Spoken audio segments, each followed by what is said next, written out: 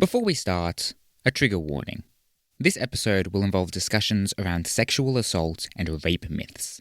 If these things make you uncomfortable, then please reflect on whether it is best for you to listen to this episode. And if these things don't make you uncomfortable, then please reflect on how terrible a person you are. Normally, I would begin these episodes with some sort of broad introductory hook, like, have you ever wondered why people are so willing to blindly follow along with the latest social media trends? Why do humans love to follow the crowd so much? And what does that tell us about life in the 21st century? But I'm a free thinker. I'm not going to follow your social norms, so there's not going to be an intro. I'm just going to start talking, and there's nothing you can do to stop me. Welcome to Psychology I.R.L, the show where I do what I want and you deal with it. Today, we're going to look at the concept of conformity, what it is, the factors that influence it, the different motives driving it, and what happens when we get things wrong. Then, we're going to talk about my pants. Play the intro music.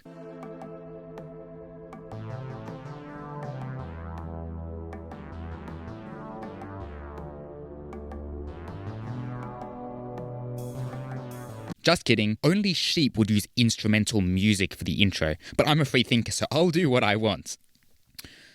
Hopefully this isn't your first episode. So, conformity. In social psychology, conformity is a term that refers to a change in behavior due to the implicit pressure of other people. In other words, it's when we change the way we behave in response to how the people around us are behaving. Conformity is often compared to obedience, which we looked at last episode, which is a similar concept but is ultimately slightly different. Obedience involves a change in behavior due to an explicit order from an authority. In cases of conformity, however, there are no rules or orders or authorities telling us how to behave. Instead, we pick up on the social environment we're in and change our behavior to fit in. When in Rome, act like the Romans. The first instance of conformity seen in the literature is often thought to be a 1932 paper in which participants were shown a bottle full of beans. I wish I was making this up. And were asked to guess how many beans were in the bottle. Then, they were put into groups and asked to discuss the number of, yes, beans, before being interviewed again to see if the bean estimates had changed following their bean discussions. And, as random as this experiment sounds, the researchers found something really interesting. Or perhaps really predictable if you've read the title of this episode or listened to anything I've said in the last 2 minutes or whatever, I digress. The participants following the group discussion would change their bean estimates to match the rest of the group. In other words, they would conform to the group and trust the collective judgment over their own. Conformity tends to get a bad rep, being associated with ugly sneakers, smooth-brained TikTok influencers, and hive-minded liberals. But it's not inherently a bad thing. In fact, it can be useful. For instance, think for just a moment about trains. There are certain things you don't do on a train because there are very clear, explicit rules against them. Don't eat food, don't put your feet on the seats, don't assault the other passengers. At least those are the rules here in Crocodile Dundee Town, and I assume there are similar ones wherever you're listening to this episode from. But there are also rules you follow that aren't explicit. Instead, you follow them because everyone else seems to be following them too, and it pays to fit in. Don't have a loud phone conversation on the train isn't an actual law, at least not here in Australia. But if everyone on the train is sitting there quietly, it establishes a group norm. So chances are pretty good you're going to be quiet too, even if there aren't any real consequences awaiting you should you decide to consult your podiatrist on speakerphone. Now, you might be thinking, well, I don't have loud conversations on the train because it's impolite, not because I'm conforming to group norms or whatever. But to that I'd say, what exactly do you think politeness is? Conformity is context dependent. For instance, if you live in a community in which it's perfectly normal to speak loudly on trains, then that's what you'll do. Conformity is about changing your behavior to fit the group, so the way you behave is going to depend on the type of group you find yourself in and what that group's norms are. This is one of those concepts in psychology that seems fairly obvious when you first get into it. I mean, really, you could argue that any time you do anything in a group setting, conformity is impacting your behavior at least a little bit. Lining up to order the all-new Mick Heart Attack, following a crowd running away from a fire like the low IQ cretin you are, being quiet in a cinema so that you don't disturb your fellow moviegoers' experiences of Sonic the Hedgehog 3, these are all examples of group conformity.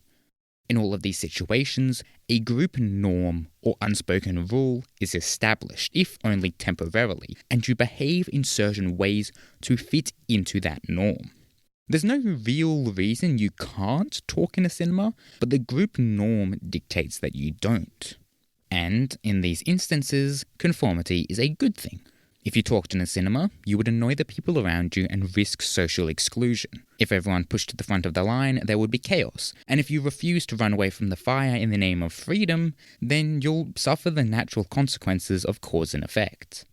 There might not be legal consequences in any of these situations, but there are still adverse outcomes that you can avoid by following the crowd, ranging from being accepted as a member of the group to not dying pointlessly in an office fire.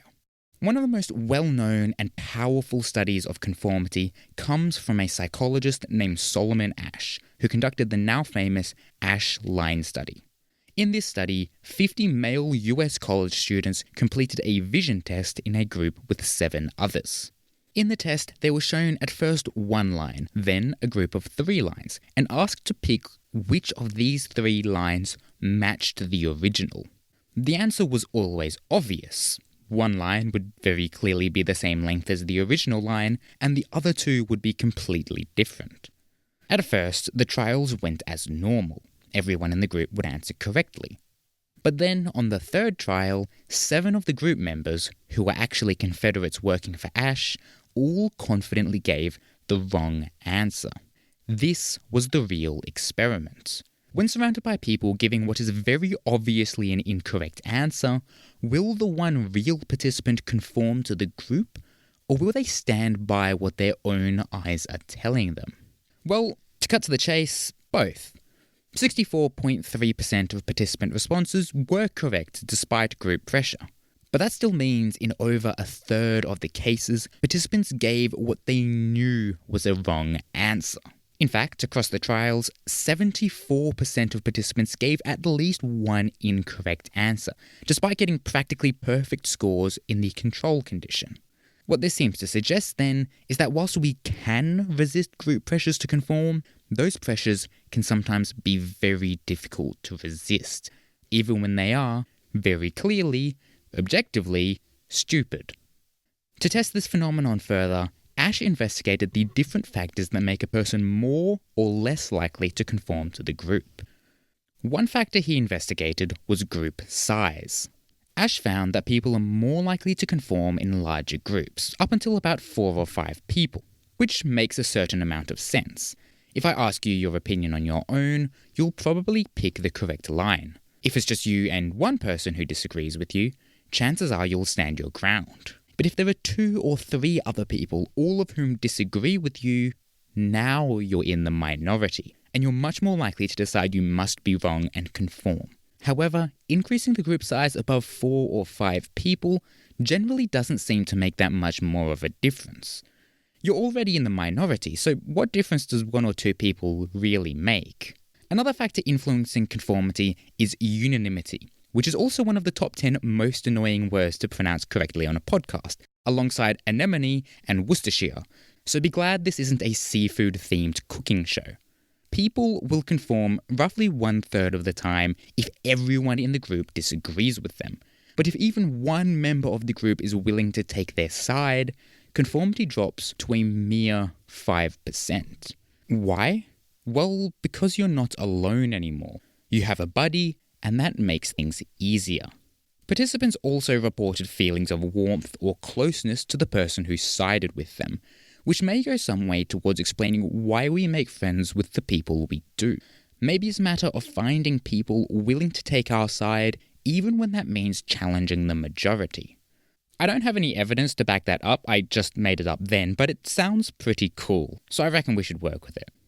There are a few other factors that obviously impact rates of conformity. As I've already alluded to, because I'm smart and I allude to things, conformity is influenced by cultural norms, and seems to be more common in collectivistic cultures like China than in individualistic cultures like the US. Now, you might be thinking to yourself, wow, isn't flattening the entirety of the world's cultures into a single egocentric, sociocentric binary losing a lot of cultural nuance? And to that I'd say... So anyway, consider a study conducted in 1999 in which American and East Asian participants were asked to choose one pen from a set of 5, like an overly stingy NPC in a video game offering a mediocre reward for saving his village from robot dinosaurs. One of these pens was a different colour than the other 4, and sure enough, East Asians were more likely to choose one of the conforming pens than Americans, who chose the hard-working, bootstrap-pulling, self-made minority pen. Now, you might be thinking, how exactly do we extrapolate our findings about pen colour preference using a grand total of 56 people to a broader commentary about conformity in different societies? And to that, I'd also like to say... That being said, there are other factors at play here too. For example, if you're surrounded by people you think are experts, you'll probably conform more. Alternatively, if your responses are anonymous, it's more likely you'll stick to your guns. That's at least partially why we like to vote for things anonymously, because that state of anonymity allows people to express their true opinions without fear of being marginalized by the group. That's also, inadvertently, why the internet is full of Nazis. Again, sometimes conformity is a good thing. These two factors illustrate what are generally considered to be the two main motives or types of conformity: informational conformity and normative conformity. These differ in terms of the motive underlying why we've chosen to follow the group. In informational conformity, people change their behavior because they believe other people are a more reliable source of information. So if I consciously chose the wrong line in the Ash line study because I assumed that the people around me knew something that I didn't, then that's informational conformity. Likewise, if I vote for the same candidate as my father because I think he's the smartest dang person I've ever known, I am conforming for informational reasons. One of the earliest examples of research into conformity, a study conducted in 1935, is thought to be an example of informational conformity. This study investigated the autokinetic effect, which occurs when a single stationary light in a dark room appears to move, even though in reality, it remains perfectly still. The effect is thought to occur because in complete darkness, your brain has no reference point to compare the light to, so its position in space is somewhat undefined, hence why it looks like it's moving even when it's not. In this experiment, however, participants were asked to estimate how much they thought the light was moving, and they did this in groups of 3. Sure enough, even if the 3 participants started with different estimates, after a few trials, they were all reporting similar results. They conformed to the group, even though, again, the light wasn't moving at all. The whole thing was an illusion. Interestingly, when the participants were brought back into the lab a week later and tested alone, they gave estimates that were very similar to what they'd given the week prior in the group. From this, the researchers concluded that participants were relying on the information the other participants provided to make their judgments, and thus they were succumbing to informational conformity. They were following the group because they genuinely believed that the group was correct. Normative conformity, on the other hand, involves a change of behavior so that we can be accepted by the group. For instance, I might know that the correct answer in the line test is B, but I don't want to seem like the odd one out, so I'll pick C along with everyone else just so that I can fit in. Chances are, when you hear the word conformity, this is the type that comes to mind. Teenagers copying each other's clothing styles to be cool, and members of an online community hating Twilight with a weirdly hive-minded obsession, or close friends having similar political views are all, potentially, examples of normative conformity. Though I should point out that all 3 of these could also be examples of informational conformity, depending on why exactly they're following the crowd. If I copy my friend group's fashion sense to be accepted, that's normative conformity. But if I do it because I think they genuinely know more about fashion than me, then that's informational conformity. And as I've said multiple times now, and will continue to say multiple times going forward, conformity isn't necessarily a bad thing. Very often, it's useful to follow the crowd. Obviously, there are exceptions. If your friends are jumping off a cliff, you'd best hope they know something you don't. But in a lot of cases, conformity can be advantageous. However, conformity is about following group norms. So what happens when we get those norms wrong? Pluralistic ignorance is the term used to describe a situation in which group members individually reject group norms but mistakenly believe that everyone else accepts them. The classic example of this is students in a lecture hall who don't understand the content, but don't want to ask a question for fear of looking like a moron, even though everyone else is just as confused as they are. They think they're the odd one out, even when they're not. And there are lots of other examples of this too. Pluralistic ignorance pops up a lot in political contexts, for instance. In 1975, a paper published by O'Gorman, a name that is just begging to play Shrek in the live-action adaptation, argued that white Americans consistently overestimated the extent to which other white Americans supported racial segregation. They kept quiet because they assumed they were in the minority, when they really weren't. And you could argue that a similar effect occurs today with climate change. According to a 2022 survey by Nature Communications of 6,119 Americans, most Americans, around 66 to 80%, support major climate change policies, like phasing out fossil fuels, introducing a carbon tax, and increasing the production of renewable energy.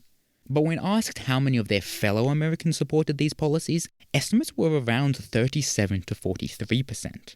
Across all political, racial, and educational demographics, whether urban, suburban, or rural, Americans always underestimated public support for climate change policy by at least 20%. Most people, as it turns out, want to do something about the planet being on fire. But most people also think that's an uncommon take to have, so they keep those opinions to themselves. So there we go. We've learned what conformity is, how it's measured, the factors that influence it, the motives that drive it, and what can happen when we get these social norms wrong. We looked at a few studies too, with a particular focus on the Ash line study. And that's conformity. In terms of where we can see conformity at play in the real world, well, there are heaps of settings. Responses to the pandemic, TikTok trends, internet echo chambers, political rallies, the possibilities are endless. But there's one thing I would especially like to talk about today. My pants.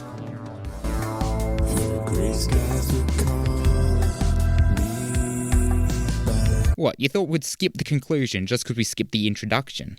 I'm a free thinker, not a madman.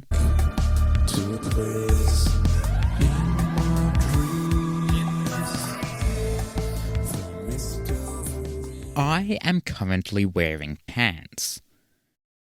I mean, you can't know that for sure considering this is a podcast, but just trust me on that one. I am, right now, wearing pants. I mean, technically that's a lie, I'm wearing shorts, but close enough. Which is interesting to think about.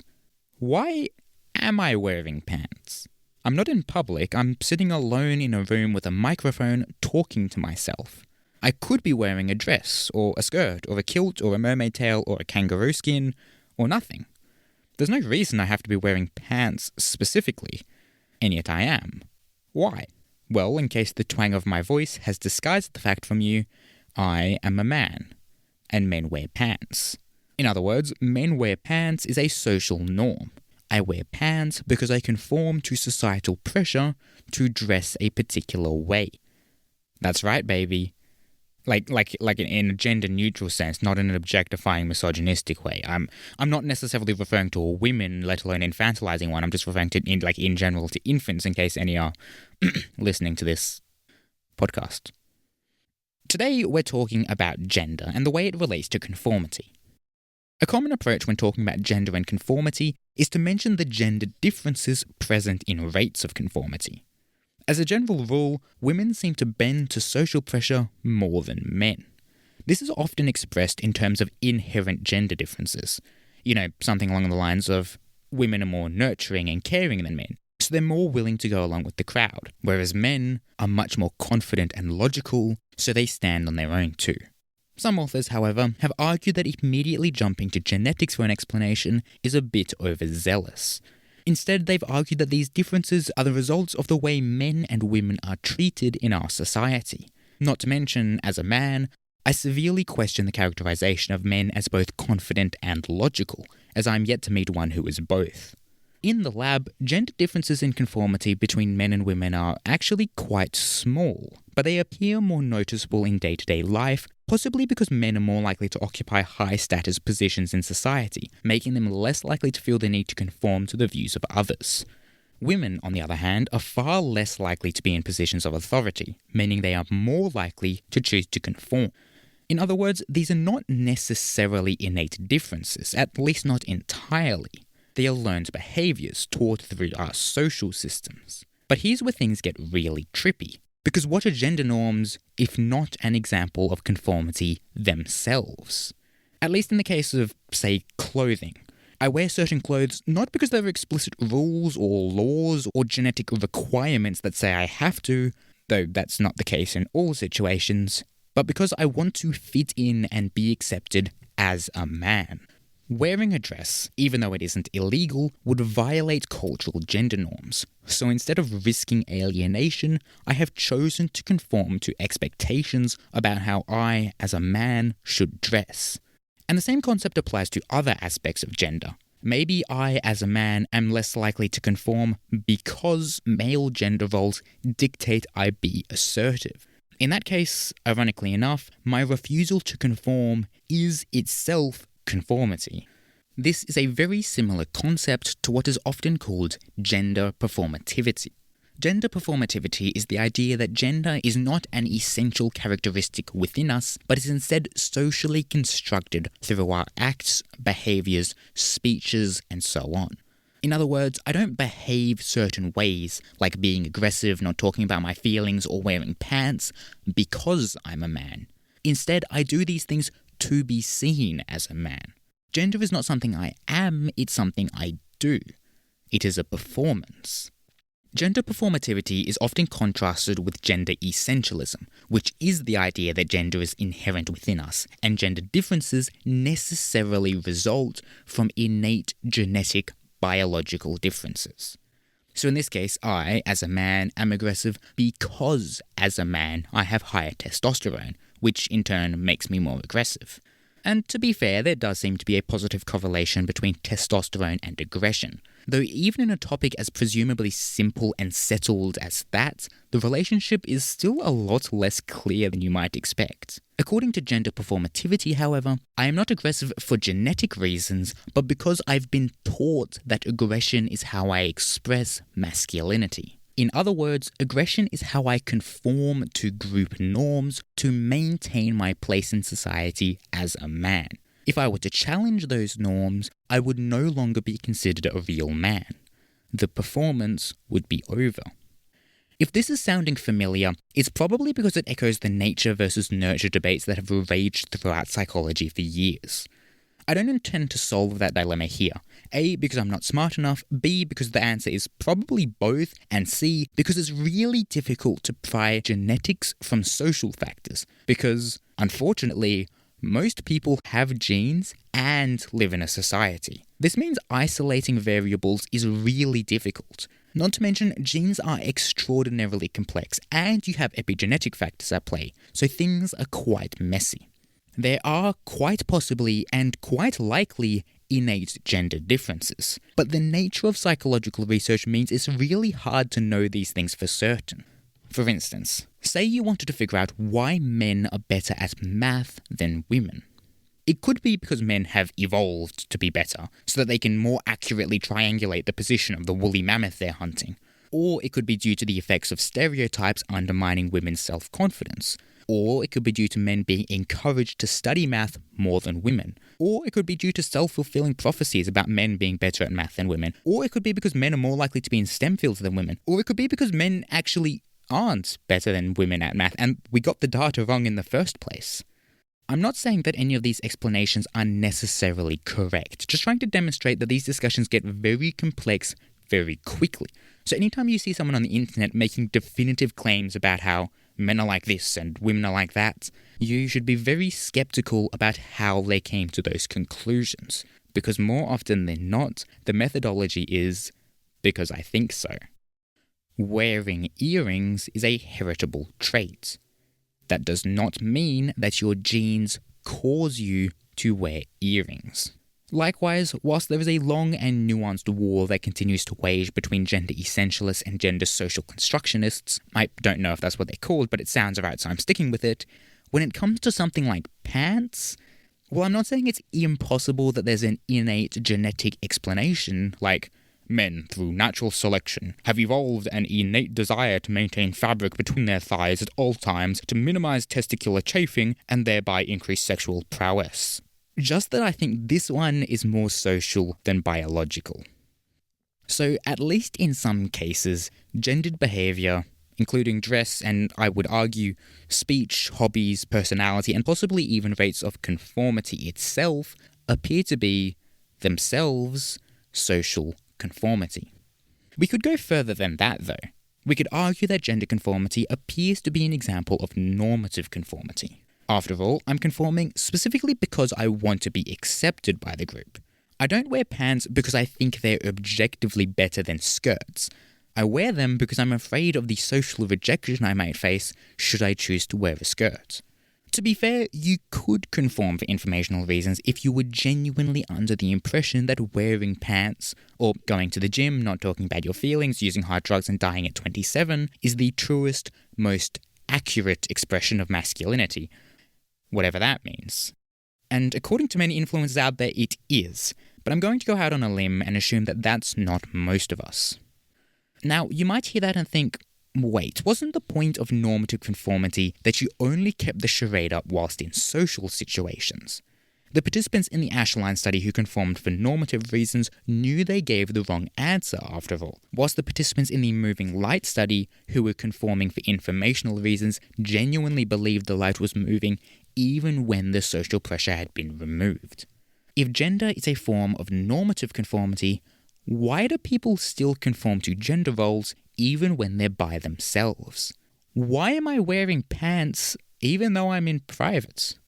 Well, in 1958, Herbert Kerman proposed a theoretical framework for understanding conformity by dividing it into 3 types. The first of these types is compliance, which occurs when you change your behavior to fit the group in the hopes of achieving a favorable outcome, despite not really believing anything you're saying or doing.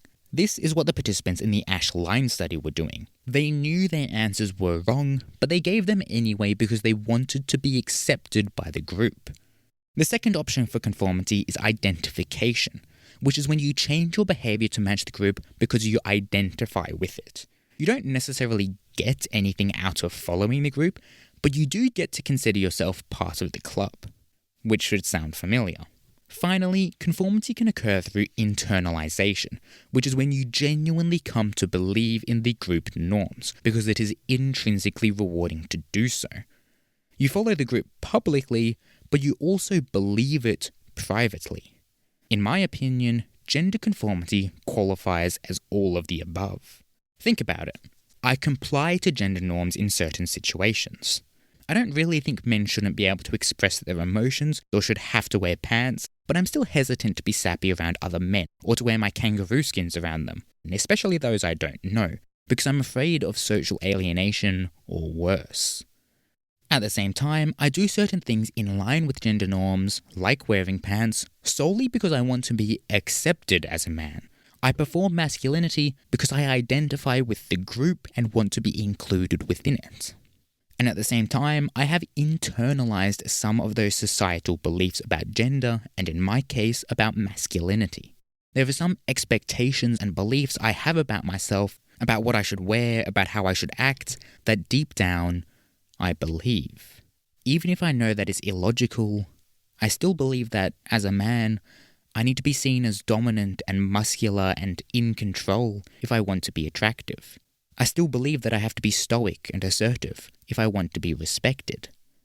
I have internalized those beliefs. But here's the thing. Those beliefs aren't true. In fact, I know they aren't true. A 2017 survey here in Australia involving 1,761 young people found that 36% of men believe women prefer the man to be the head of the relationship, compared to 26% of women.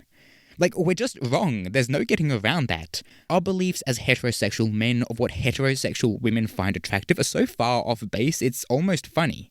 The same survey found that 24% of men think women find it flattering to be relentlessly pursued even when they're not interested, compared to just 13% of women. And you'd think they would be the ones who'd know.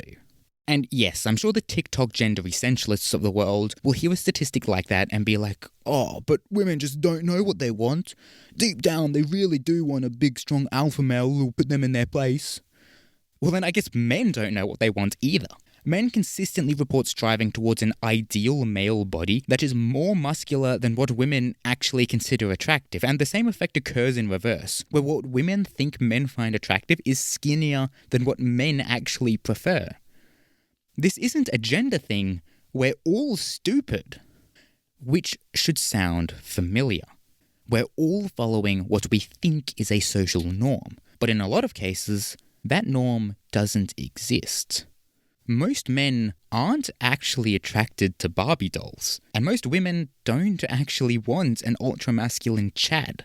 We're all collectively following the illusion of a social norm. Do you remember what I said about students in a lecture hall? Gender, in a lot of instances, is a form of pluralistic ignorance, where we all collectively believe we're in the minority for not fitting the norm. We conform to these norms because we are under the assumption that they come naturally to everyone else, hence being norms, but they don't. We feel like the odd one out for not wanting to conform, but in reality, everyone else is just as confused as us. But because we think we're alone, we're too scared to raise our hands and ask the lecturer to slow down. As it turns out, statistically, most girls aren't like other girls, and most guys aren't like other guys. And, sure enough, pluralistic ignorance in gender norms can be seen in young married men in Saudi Arabia who underestimate support for women working outside the home, female undergraduate students who believe other women are thinner and exercise more than they do, adolescents who believe their peers are less likely to challenge gender norms than they are, young Belgian men who believe their peers hold more conservative views on men working in heat roles than they do, high school students who think their peers are more accepting of violence and manipulation in relationships than they are, Japanese men who believe other men are more critical of paternal than they are, Moroccans who overestimate peer support for patriarchy, and male workers who believe other workers are more supportive of masculinity contest norms than they are. And that took me like 3 minutes of Googling.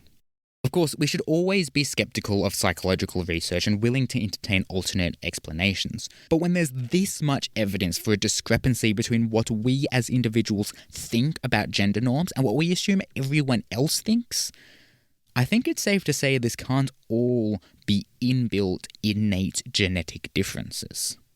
Mathematically, it's impossible for all men to be less sexist than average, or for all women to be less thin than other women. Yet that's what people believe. Clearly, what we have been taught about gender roles, about how men and women are supposed to be, is not true. If men are inherently less caring, if men have all naturally evolved to be emotionless hunters while women are delicate little nurturers, then why do most men think they're more suited to healthcare than other men? It doesn't make sense. The feminists were right. Gender is a performance. They just forgot to mention that it's a satire. One of my favourite studies in this area comes from Carter and colleagues in 2019. In this study, the researchers specifically wanted to create an absurd, irrelevant gender norm to see if people would follow. They attached signs that look like the signs you see on gendered bathrooms to the exit doors at a popular cafe on their campus, to see if people would go out of their way to use the door assigned to their gender. There were no rules against exiting through the wrong door, and the doors were made of glass, so you could see that they didn't lead to a secret bathroom or whatever. It was purely social pressure. Would people conform, even though the gender norm was completely arbitrary? Take a guess. Across two studies, one involving 170 participants and another involving 226, participants conformed more often than they didn't. When there were no signs, they used the doors roughly equally, but when there were signs, they were more likely to choose the door that matched their gender. This was a pretty small effect. 57.6% of people conformed in the first experiment. But any effect at all is curious, because, again, the gender norm here is completely pointless. Of course, the standard issues with a study like this apply and should be noted, such as the limited sample, the possibility for confounding variables and alternative explanations, and the fact that participants could have interpreted the signs differently from one another, but this is still really interesting.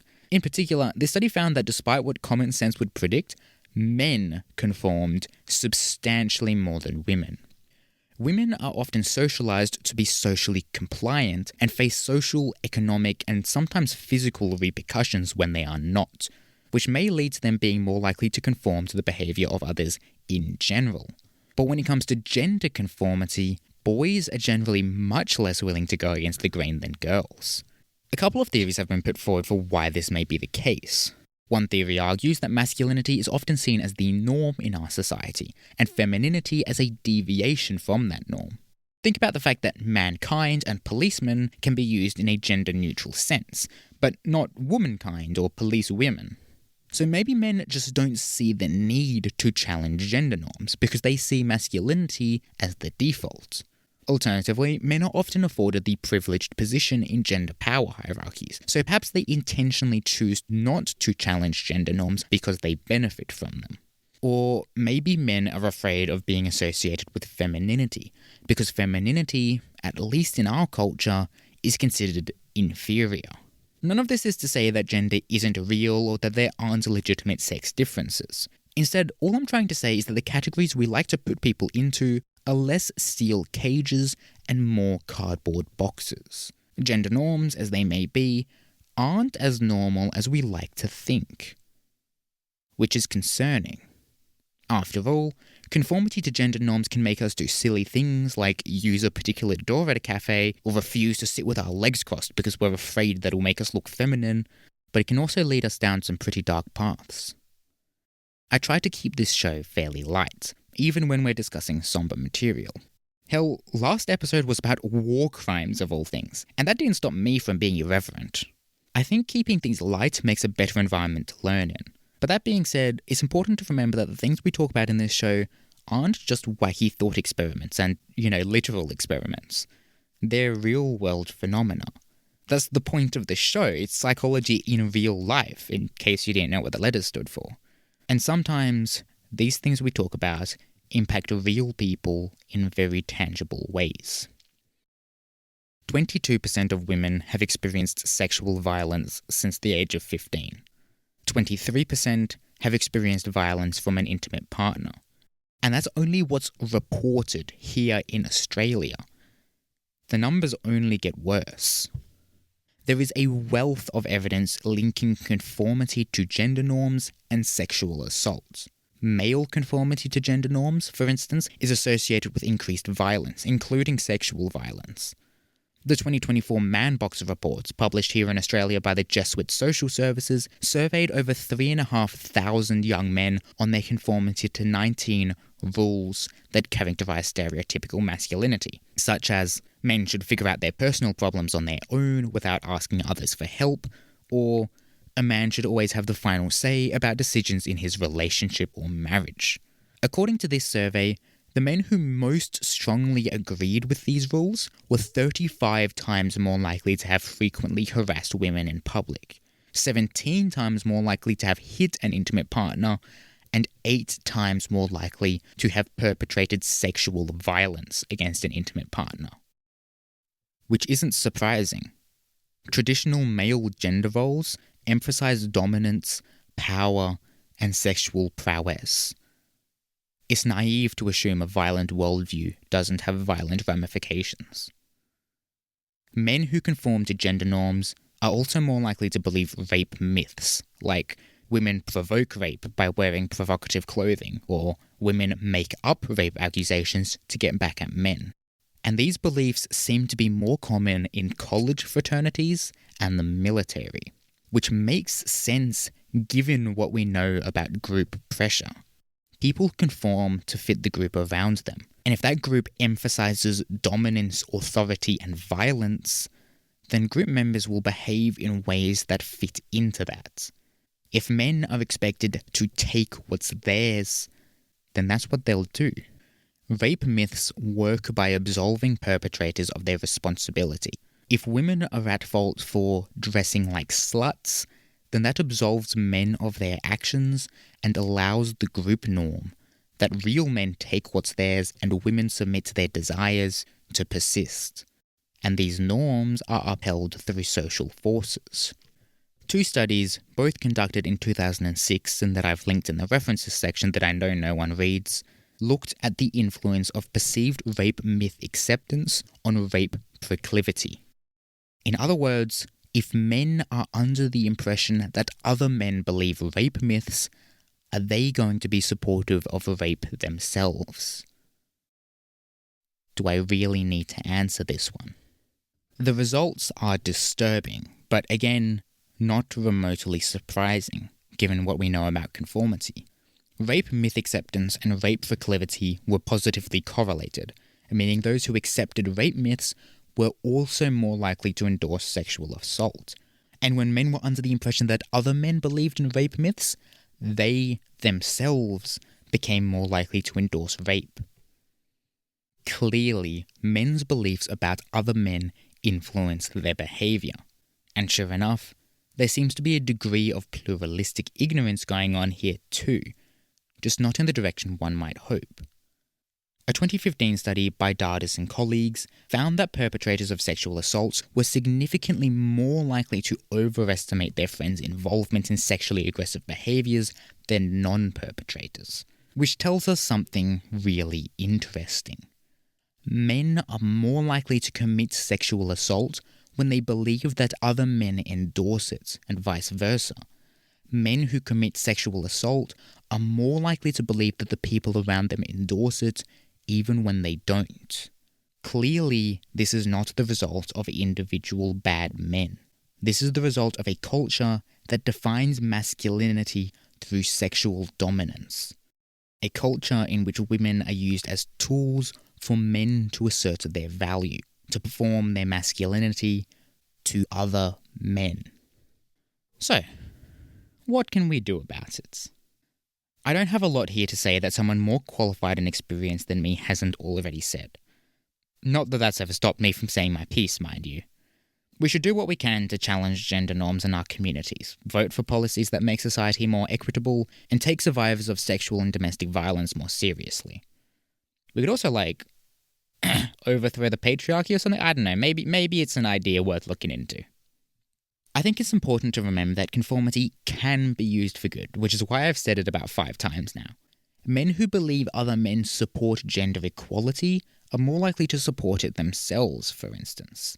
So maybe part of the solution is making it clear to men that they're not alone. That if you, as a man, feel uncomfortable being dominant, aggressive, and hypersexual, that's okay. In fact, it's a good thing. And you're not alone, no matter how much people try to pretend you are. I think this is also why it's important that we, as men, call each other out and hold each other accountable. If male perpetrators of sexual violence do it because they believe other men endorse that violence, then we need to prove them wrong. We need to make it clear that dominance is not how you gain respect as a man. If this is, in fact, pluralistic ignorance, then we need to wake up. As Solomon Asch showed in his studies, sometimes all you need is one person to take a stand. And if it's any consolation, if these are in fact learned behaviours, then they can be unlearned. They can be changed. It's not easy, but it is possible. Fundamentally, we need to redefine masculinity, because as it stands, masculinity is a farce. We conform to this idea of what a man is supposed to be, to these concepts of dominance and authority and machismo. And for what? Women don't find it attractive, and men aren't impressed by it either. It's a performance with no audience. I am a man, and I wear pants, and there's nothing wrong with that. As long as we remember that the way things are isn't the way things have to be. There's nothing wrong with wearing pants. But if wearing pants killed 47,000 women a year, well, I might just start wearing a skirt.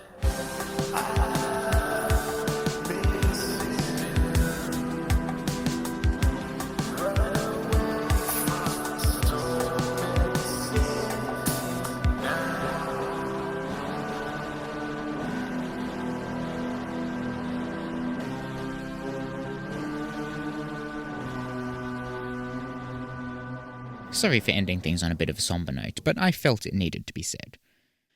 I should of course mention that today's discussion was phrased very much in terms of the experience of gender according to heterosexual cisgendered people.